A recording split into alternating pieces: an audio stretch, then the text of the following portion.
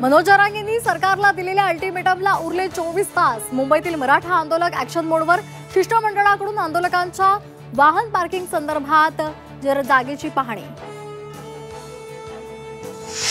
बीडच्या गेवराईमध्ये 2 गटातील राडा प्रकरणात लक्ष्मण हाकेंसहित 14 जणांवर गुन्हा दाखल।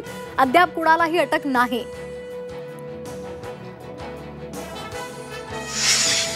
राज्य मंत्रिमंडळाची आज बैठक। सलग 2 आठवडे कॅबिनेटला दांडी मारणारे उपमुख्यमंत्री शिंदे उपस्थित राहणार का, याकडे लक्ष।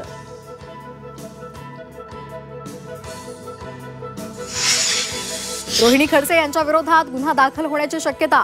प्राजल खेवरकर यांच्या मोबाईलमधला डाटा डिलीट केल्याचा पोलिसांना संशय।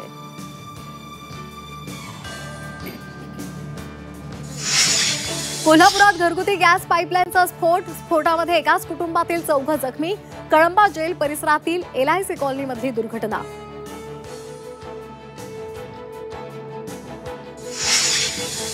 विघ्नहर्त्याच्या आगमनासाठी उरले काही तास। मुंबई, ठाणे, पुण्यासह राज्यभरातल्या बाजारपेठांमध्ये लगबग। तर सार्वजनिक गणेशोत्सव मंडळाच्या बाप्पाची पहिली झलक झी 24 तासवर।